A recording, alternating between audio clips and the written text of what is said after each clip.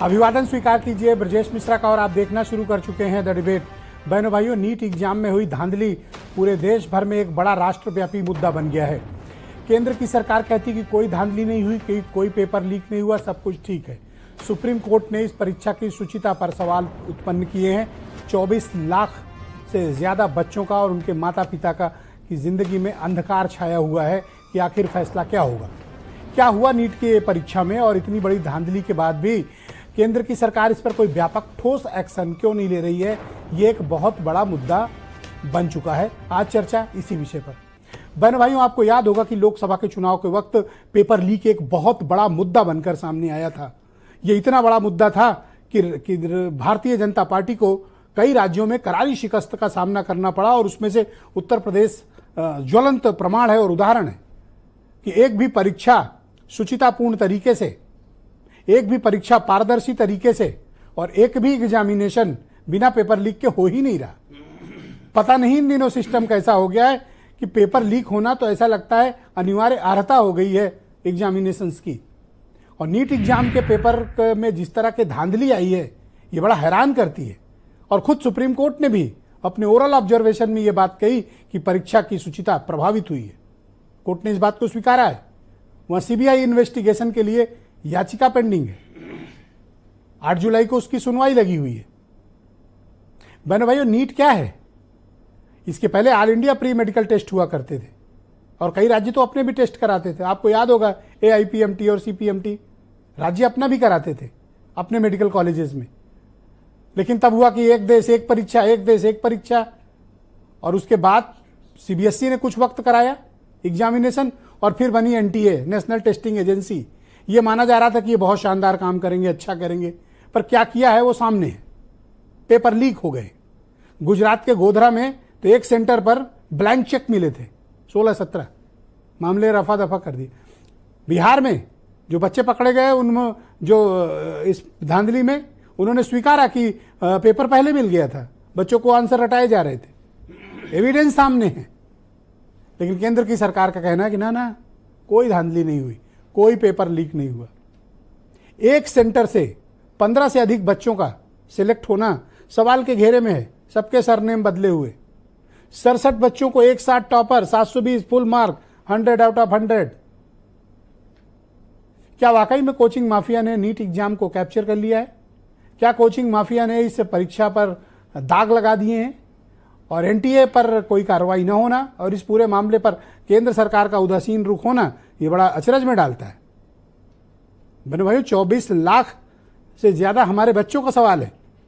इस देश के मेडिकल ह्यूमन रिसोर्स का सवाल है। इस देश के मेडिकल इंफ्रास्ट्रक्चर का सवाल है। इस देश के अपकमिंग मेडिकल इकोसिस्टम का सवाल है। ये कोई सामान्य बात नहीं है, ये एक असामान्य और असाधारण घटना है। और मेरा मत है कि इस पर CBI इन्वेस्टिगेशन तो होना ही चाहिए।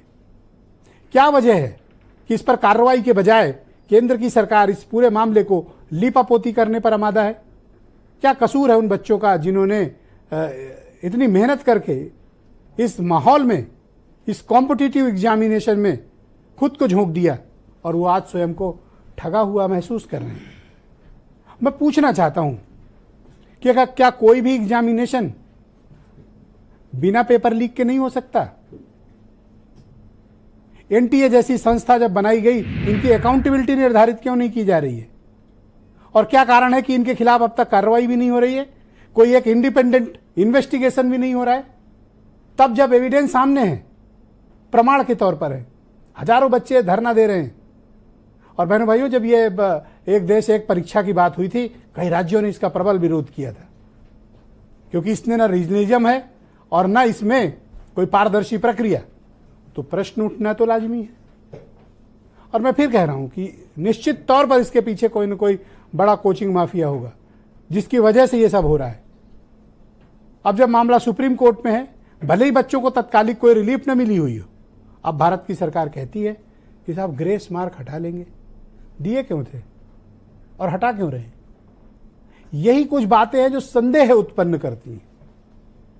गुजरात की पुलिस प्रमाण के साथ, बिहार की पुलिस प्रमाण के साथ, हजारों बच्चे धरने पर हैं, एविडेंस सामने है, सरकमस्टेंशियल एविडेंस और फिजिकल एविडेंस भी सामने है। क्या किसी को दिखता नहीं है?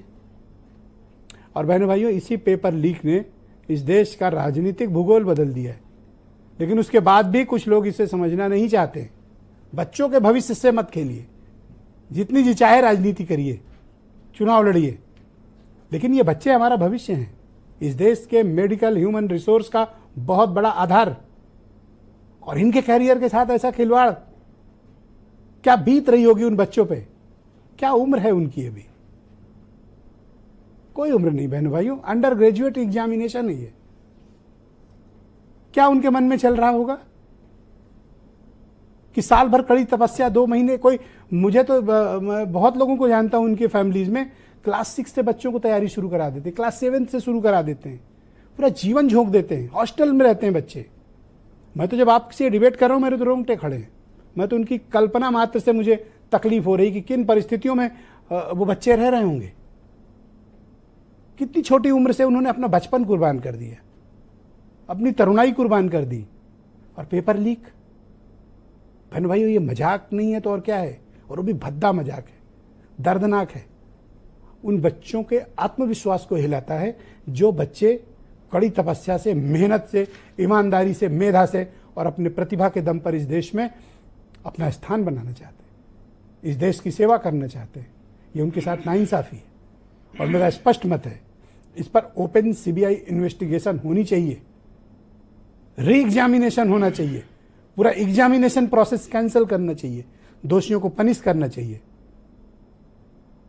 और सबूत मिले तो उन लोगों के खिलाफ ऐसी कार्रवाई हो जो इस देश में उदाहरण बने। बहनों भाइयों, राजनीति हर चीज पर ठीक नहीं है। जिन बच्चों के नाम पर आज राजनीति हो रही है वो निहायत गलत बात है। यही तो देश का भविष्य है। हमने आपने तो अपना काम कर लिया, थोड़ा बहुत बचा और लोग करेंगे, लेकिन आने वाली पीढ़ी को हम कैसा हिंदुस्तान देके जा रहे हैं, हमें इस बात पर विचार करना होगा। कुछ बयान सुने, फिर आज की डिबेट आगे बढ़ाएंगे। सरकार प्रतिबद्ध है, सारे विद्यार्थियों के मन में ये निश्चित होनी चाहिए कि पारदर्शी प्रक्रिया अपनाई जाएगी। एक फार्मूला को यूज करते हुए ग्रेस मार्क दिया गया, उसमें भी कुछ आपत्ति आई, उसको भी सुधारा गया। उनको पुनः परीक्षा देने की अनुमति सुप्रीम कोर्ट ने कल ही दे दिया है। जब इतने बड़े लेवल पे गड़बड़ी हुई है तो इसमें भ्रष्टाचार जरूर हुआ होगा। ऐसी जांच आप उसी एजेंसी से कराएंगे जो स्वायत्त हो। इतने बड़े पैमाने पे गड़बड़ी बिना सरकार की मिलीभगत के नहीं हो सकती। समझ रहे, मैं यहाँ राजनीति कर रहा हूँ, मेरे 627 नंबर खुद आए हैं, मैंने खुद पेपर दे रखा है। हर बच्चे ने यहाँ पेपर दिया, इनने भी पेपर दिया, इनने भी पेपर दिया है, और आप बोले यहाँ राजनीति करने आए आप यहाँ। कोई बात सुनने के तैयार ही नहीं है। मतलब पॉलिटिक्स ऐसी कर रखी है कि उसको चीज को कि मुझसे गलती हो गई तो मैं बिल्कुल मानूंगा ही नहीं गलती होगी हमसे। एनटीए ने आके क्लैरिफिकेशन दिया, एक कमेटी बनाई जिसके बेसिस पे कोर्ट ने ये बोला कि ठीक है, जितने भी स्टूडेंट्स ने जिनको ग्रेस मार्क्स अवार्ड हुए हैं ये सब दोबारा से अपीयर होंगे 23 जून को, और इनका रिजल्ट 30 जून को डिक्लेयर किया जाए। उन्होंने आके ये चीज़ कोर्ट में मानी कि हाँ ग्रेस मार्क्स गलत तरीके से दिए गए थे। उन्होंने एक कमेटी बनाई और उन्होंने सारा कैंसिल करके फिर से एग्जाम करवाने के लिए बोला है। बहनों भाइयों, क्या कारण है कि जिसका परीक्षा का परिणाम 4 जून के बाद आना था, ऐसा क्या हो गया कि अचानक 3 जून को परिणाम घोषित कर? 3 जून को हुआ था, 4 को हुआ था, और आना कब था? 10 जून को जो आना था परिणाम, 4 तारीख को क्यों आ गया? ये कोई कोइंसिडेंस नहीं है। किसी दरोगा को उत्तर प्रदेश पुलिस के दे दीजिए ना, तो अभी धागे खोल देगा इनके कि क्या है, करप्शन का लेवल क्या है। और बहनों भाइयों, ये उचित बात नहीं है। मेरे साथ आज के कार्यक्रम में सुनील भराला मौजूद हैं, भारतीय जनता पार्टी के सीनियर लीडर हैं। सुमित शर्मा जी एडवोकेट हैं सुप्रीम कोर्ट के, और इस मामले पर व्यापक अध्ययन किया है उन्होंने। अरस्तु उपाध्याय जी मेरे साथ मौजूद हैं, जाने माने शिक्षाविद हैं और नीट मामले के एक्सपर्ट हैं। अजीज खान समाजवादी पार्टी के प्रवक्ता हैं और ये खुद भी अपने शिक्षाविद हैं और कई कोचिंग भी चलाते हैं। मेरे साथ अमित सिंह बिसेन मौजूद हैं, सेंटर डायरेक्टर हैं श्री चैतन्य कोचिंग लखनऊ सेंटर के। और चिन्मय मेरे साथ मौजूद हैं, ये नीट एस्पिरेंट है और इन्होंने इस बार एग्जामिनेशन दिया है। वीरेंद्र सिंह जी हमारे स्टेट हेड।